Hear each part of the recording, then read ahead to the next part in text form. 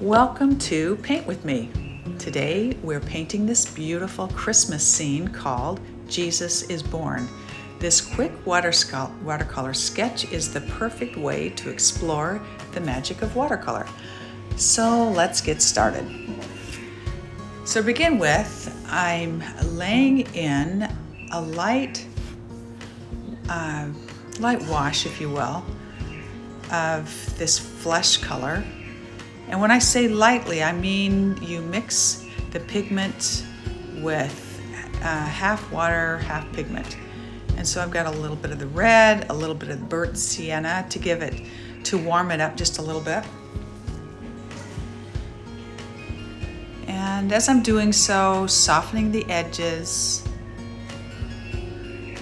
Remember that we're doing this in layers. You don't put thick paint down like you would with acrylic or oil. Watercolor is layers of fine, light pigment mixed with water. So the same color we're putting into the dark areas that you see in Mary's face and Joseph. Follow those lines that you see in the sketch, coming down and filling in the areas of Joseph's fingers, going around the little hand of the baby, Jesus. Now, as you're laying this flesh color, be very careful to leave the white area that is a reflection off that light that's casting off from that lantern on the right of, the left of the whole scene, the right of Joseph's arm. And so leaving the white area is actually like white paint. And as you know, you don't use white in watercolor. The background, the white of the paper is the white, so you go around the white. So now I'm going back into that flesh color, and as you do the second pass, you're using the same color, but it's darker now because you're waiting until that first layer is completely dry to come back in. Now I've mixed a mixture of the red, the burnt sienna, and the cerulean blue to get that brown color, and the brown of his mustache and beard. So that's just a combination of those three colors. I purposely put just a few colors on the palette of your paint so that you will mix that paint. Mixing paint in watercolor keeps everything quite uniform so that you're not going all over your color palette, picking up a little bit of this color, a little bit of that color. You want to have a triad, and this teaches you how to do that. It doesn't take many colors to mix what you need. So coming back over into the little arm of the baby, again, it's that same flesh color, but it looks darker now because it's going over the first layer that you put in.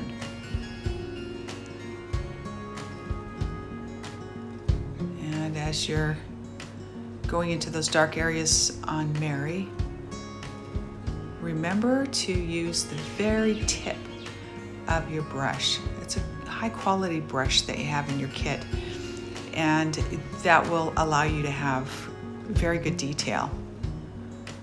So really utilize the tip of that brush and keep it pointed. And you're coming up with that brown color for the baby's hair as well, just like you did with Joseph's beard. Being very careful to leave those white highlights on the left side of his head. The white is super important here. And if you're using the tip of the brush, you can easily do that. It's a good idea to practice on another piece of paper To get the consistency of the watercolor paint and water, and practice dabbing your brush on a paper towel and getting that right consistency.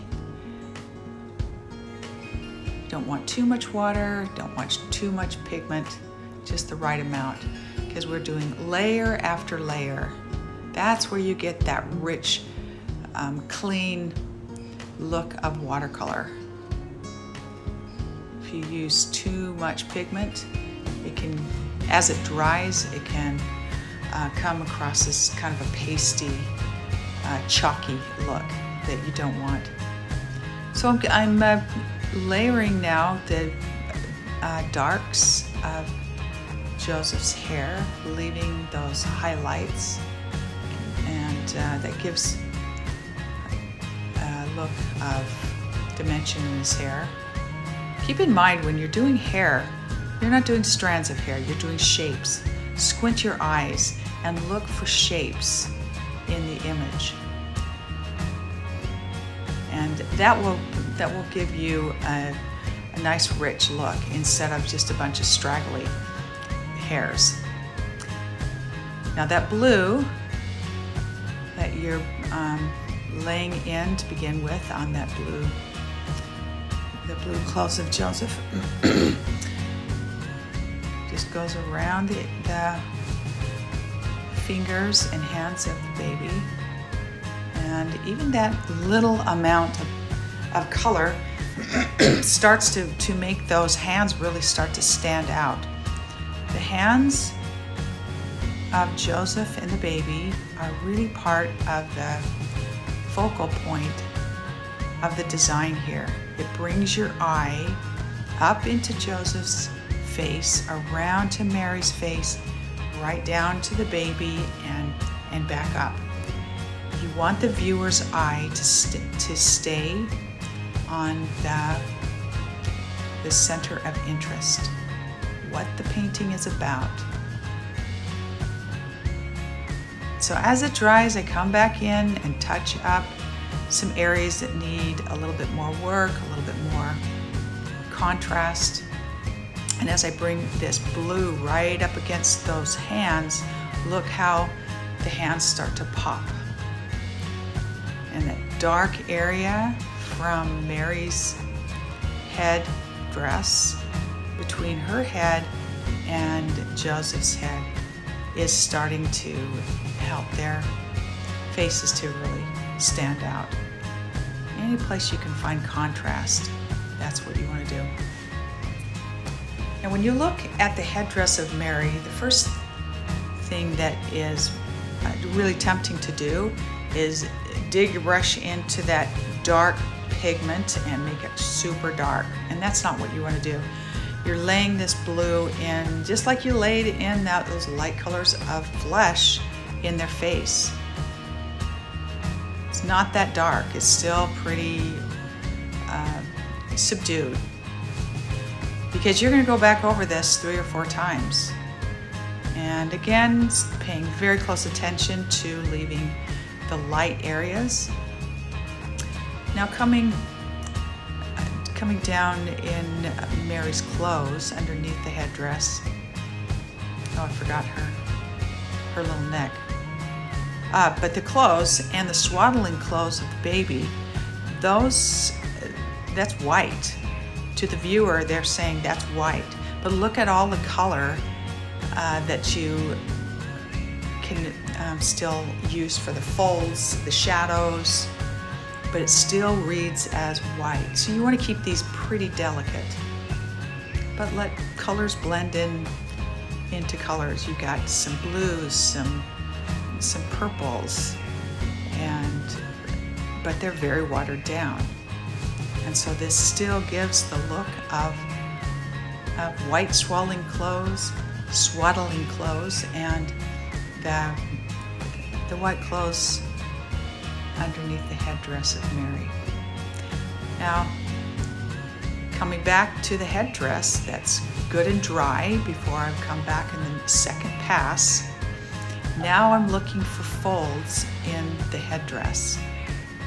And those dark areas make the light areas start to really stand out.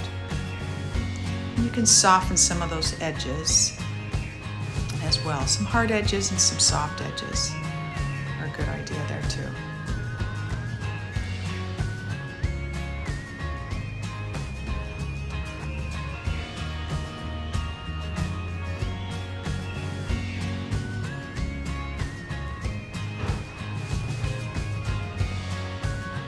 There's just a touch of that shadow on Joseph's cap and around the face of Mary, just to give it a little bit of a shadow there so that it says that the light is bouncing on the other side of it. Now what's fun about the background is making the background brings the foreground forward. That dark color in the background, I'm just laying in, but allowing different colors into it. There's burnt sienna, there's blue mixed with that. So it's not just one color of burnt sienna, one color of blue. I kind of let that blend together. Not too worried about the shape of what that looks like. At this point, I'm just kind of laying in color. And as that dries, I will go back over it and add some texture. But at this point, it is starting to make those highlights that we were so careful beforehand pop out, like the side of Joseph's arm, how white that is. And I'm laying in a punch of that burnt sienna to give kind of a glow that's casting from that lantern on the left side. And just be careful to go around the shape of the lantern and fill in the lantern with a very light gray color, because you want that to contrast and come forward from what the background is. You can go into more detail on the lantern once that first pass is dry. And now the background is drying, and so the second pass of that dark color, now it has become very dark because you've already got the first color in. And this helps everything start to really pop forward. Not a lot of detail with the background. It's more of a suggestion of what that is. And that can be for the viewer to decide what that is. It could be wood from the stable. It could be stone. The important thing is value. We want the value of the background to be have some warms and cools, but the dark values from the background really makes that foreground come out. Now I'm going to let that dry and come back and touch up a few things on the face, a little bit more of that flesh color, and add a little bit of the cerulean blue to that in the deep areas of the eyes. Again, using the very tip of your paintbrush. This is a small area that you're dealing with. So keep in mind, you can take this image and do another drawing of it. Look at this image and come up with your own drawing, make adjustments for what you would want, and do the painting again. You've got this video to review as many times as you like, and if you want to take your time as you're doing this painting, stop the video, come back to it when you make it look fresh again, and just take your time doing it. You don't have to do this all in one sitting. That's the advantage of the video. So as that background is drying, the next pass is going to be more vibrant.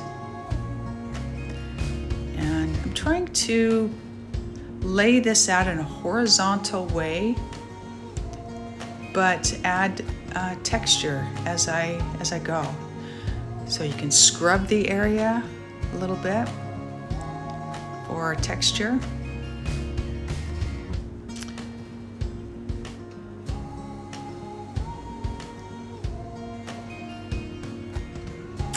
Now we're coming back to the lantern and give that a little bit more detail to show what the shape of that is. It's a real interesting lantern. Not too much detail in it though. Now we're coming back into the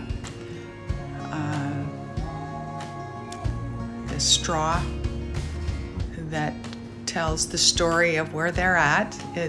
They're in that little stable. It's such a humble beginning for our Savior Jesus Christ in that little humble setting. Now coming back under Mary's chin, and Joseph's chin is a real dark shadow that the chin is casting. And this is using still light pigment. What makes it dark again are the layers. Several layers.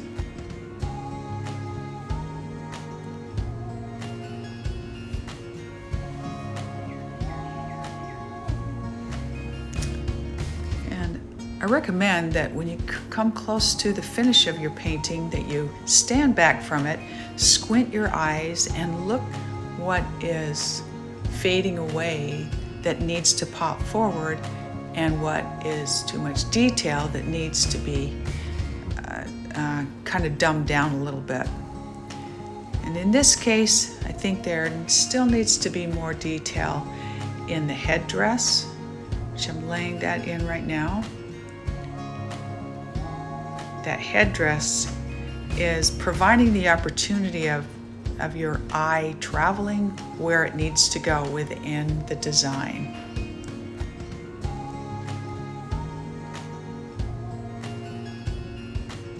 The design isn't an accident, how this is all laid out.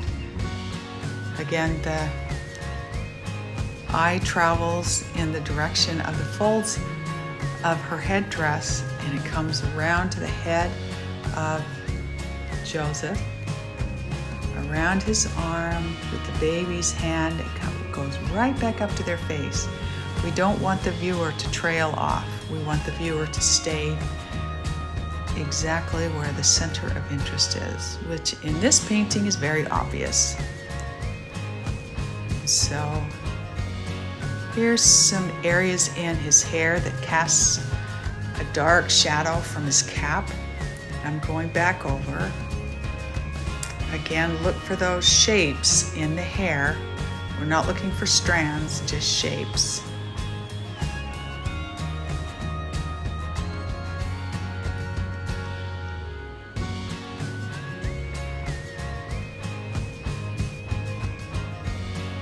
Just touching up here and there. We're coming close to the end. I hope you've enjoyed this little sketch. And when I say it's a sketch, this is something that I do before I do a big painting. And so there's still detail in a sketch, but as I do the painting small, it helps me get to know the painting before I start a bigger one. So I challenge you to do a bigger painting of this if you like, and just practice on this small version first. I hope you've enjoyed this painting, and this is something that you can refer back to as many times as you want to, and go to my website and find all the different painting videos that are available through the Paint With Me kits, and hopefully you'll want to try the next one. But I'll be adding several more as I go, and lots of different subject matter between animals and scenery. And so, yeah, check it out. But I hope you've enjoyed this. Take care now.